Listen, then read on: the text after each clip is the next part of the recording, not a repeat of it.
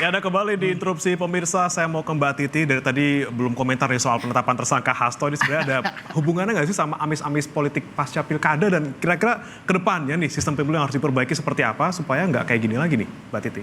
Iya, 2024 ini memang PDIP jadi game changer ya, berkat putusan Mahkamah Konstitusi. Karena adanya putusan MK nomor 60 tahun 2024, maka PDIP bisa mengusung calonnya sendiri, bahkan tanpa perlu berkoalisi dengan partai lain. Dan situasi itu memang menguntungkan PDIP, sebut saja di Jakarta, lalu juga Banten, kemudian Jawa Barat, Jawa Timur. Dalam konteks itu memang PDIP menjadi sorotan, karena dia mendapatkan insentif dari putusan MK dan mengubah konstelasi politik. Dikaitkan dengan perkara ini, apakah ini berkaitan dengan politisasi perkara atau tidak, yang akan membuktikan adalah proses persidangan. Karena kan persidangan itu terbuka, maka sebelum menuju ke persidangan, kemampuan KPK membuktikan transparansi, keterbukaan, dan akuntabilitas proses yang mereka lakukan sampai kemudian nanti penuntutan, itu akan membuat opini publik nanti akan terbentuk begitu ya. Apakah alat bukti yang disajikan itu betul-betul kokoh untuk kemudian mentersangkakan dan kemudian menterdakwakan Sekjen PDIP, ataukah publik akan melihat ini lebih kental aroma politiknya atau tidak. Jadi saya setuju dengan Mas Biko tadi, bahwa ini menjadi pertarungan dan juga pertaruhan kredibilitas KPK dan pimpinan yang baru. Nah, yang kedua, ke depan seperti apa? 2025 RUU Pemilu dan juga RUU Pilkada, revisi Undang-Undang Pemilu dan revisi Undang-Undang Pilkada masuk prolegnas, akan diubah. Kalau saya sih apapun pilihan sistem pasti ada kelemahannya. Tetapi yang kita harapkan, kalau kita memang memilih sistem proporsional terbuka, kalau sekali partai sudah mencalonkan calon dengan terbuka, siapa yang mendapat suara terbanyak itulah yang dihormati. Supaya kita tidak sibuk dengan hal-hal yang seperti ini. Itu. Baik, saya ke Mas Agung. Mas Agung, ya. PDIP 2025 akan dilanjut ke perang dingin di legislatif atau akan lebih cair bergabung dengan pemerintah? Tapi kalau lihat dari tadi Mas Guntur sih kayaknya ngegas ya. Ya, tapi melihat PDIP di DPR dengan di partai itu saya hari ini kok beda ya. DPR itu ada Mbak Puan. Iya, PDIP yang di DPR dengan PDIP yang di panggung TV beda ya? Beda. DPR itu ada Mbak Puan, tapi di partai ada Ibu Mega. Jadi ketika melihat PDIP hari ini kita melihatnya tidak tunggal. Harus dalam perspektif yang ya multi perspektif gitu. Karena bisa jadi ya check and balances tetap jalan, tapi di saat yang sama kritisme juga bisa. Gitu. Kompromisme. Oh ya, artinya apa? Saya berharap momentum Harun Masiku efek ini bisa menjadi arahan bagi PDIP untuk dengan maksimal menghadapi proses hukum seprofesional mungkin. Kemudian bagi KPK bagaimana caranya mengembalikan kredibilitas lembaga ini yang di era sebelumnya itu sangat terpuruk sekali. Di banyak temuan lembaga survei, biasanya KPK itu tertinggi, terbagus, image-nya, persepsinya, citranya. Tapi di banyak temuan lembaga survei sepanjang periode kemarin itu sangat buruk seperti itu. Jadi saya berharap momentum ini bagi PDIP bisa lebih baik secara institusional karena peran yang baru sebagai oposisi bukan berkoalisi, tapi bagi KPK jauh lebih penting bagaimana seprofesional mungkin, sekredibel mungkin menunjukkan kepada publik. Menurut Anda KPK. Dengan pengungkapan kasus Harun Masiku ini bisa mengembalikan nama KPK? Harusnya bisa, dan mengungkap kasus-kasus lain yang hari ini menumpuk pekerjaan rumahnya. Ini nanti akan dibongkar oleh Mas Guntur Romli CS ya? Bisa jadi Mas. Nunggu kapan nih Mas Guntur kira-kira? Tunggu video-video selanjutnya. Tunggu video. Tapi, tapi kalau di internal sendiri nanti 2025 seperti apa PDIP? Ya kita tetap solid Mas, karena kan kita mau menghadapi Kongres dan kita melihat bahwa persoalan. Tapi tadi kayak ada dua wajah itu tuh kenapa? Oh enggak. Di parlemen kita juga menyampaikan aspirasi masyarakat misalnya yang kritis terhadap kenaikan PPN 12%. Ya, cuma gara-gara tersangka ini kan kemudian isu itu kemudian hilang.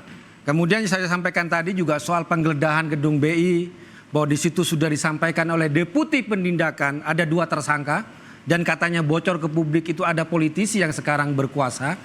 Kemudian 2 hari setelahnya diralat oleh seorang jubir KPK. Pertanyaannya, siapa yang meremote KPK? Apakah kita masih bisa percaya kepada lembaga yang tidak profesional seperti ini, menyampaikan sudah ada 2 tersangka, kemudian diralat, kemudian setelah itu menetapkan Sekjen PDI Perjuangan sebagai tersangka atas kasus yang sangat lama, fakta pengadilan semua bisa dibuka di website Mahkamah Agung. Soal remote-meremot itu sensitif sekali ya. Ya memang, tapi kenyataan kita harus menyampaikan. Kemudian kasus misalnya Blok Medan hilang, private jet kemudian hilang, kasus-kasus korupsi yang lain isunya hilang. Semuanya tajam kepada PDI Perjuangan dan Sekjen Perjuangan, tapi tumpul kepada kasus-kasus yang lain. Makanya dianggap inilah yang disebut dengan politisasi, inilah kriminalisasi. Apalagi Ketua KPK menyampaikan ada bukti. Orang Toraja ada jadi caleg dengan Sumsel. Ini tertawan publik, sorry aja gitu loh. Itu jebakan sebenarnya untuk Ketua KPK. Ini alasan yang menjadi bahan tertawan publik. Itu kalau bagi saya. Mas Yudi langsung. Ya, bagi saya ketika pimpinan baru ini ya sudah menerapkan standar tinggi ya di dalam penetapan tersangka. Artinya seharusnya ini bukan yang pertama dan terakhir. Jangan layu sebelum berkembang. Saya sepakat dengan Mas Guntur ya. Itu kan permasalahan-permasalahan di pimpinan yang sebelumnya.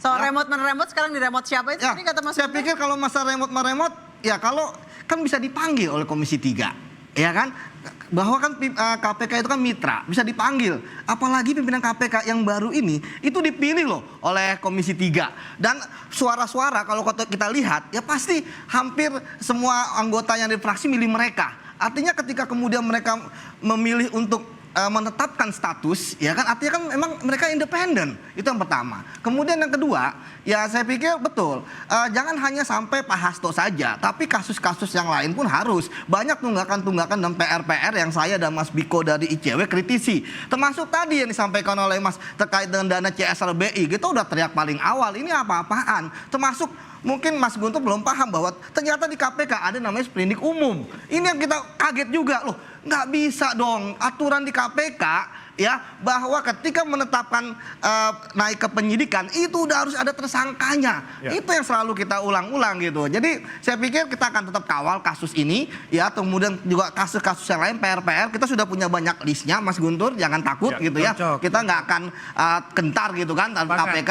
Jadi nah permasalahannya kan sekarang pimpinan baru ini tadi saya katakan ini standarnya udah tinggi nih ya kan. Pak Hasto, Sekjen PDIP. Jangan sampai besok ternyata sama bupati aja takut. Ya kan?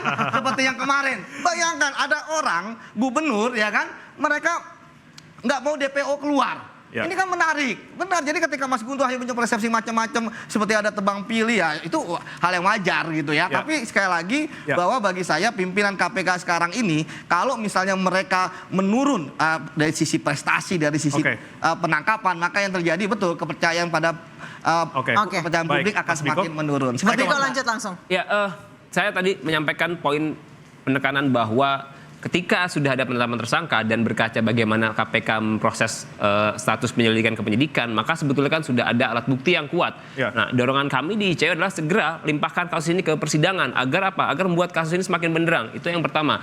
Dan yang kedua, tentu tidak boleh berhenti pada satu aktor. Ini jadi pintu masuk bagi KPK untuk mengembangkan proses penyelidikan. Aktornya pasti banyak ya? Tentu peluang itu sangat terbuka, Mbak Nisa gitu ya. Dan KPK punya kewenangan tentu melakukan pencegahan seperti yang dilakukan saat ini gitu.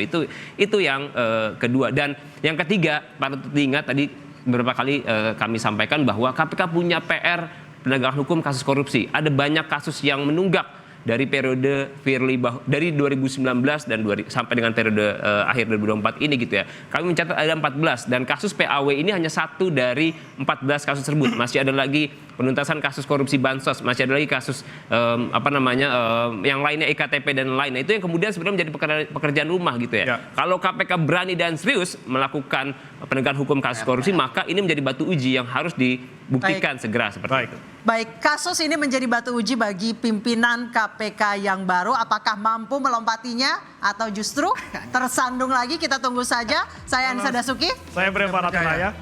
Mau masih kita pamitnya Sudah gimana? habis. Mohon maaf, kami pamit. Sampai jumpa di interupsi pekan depan.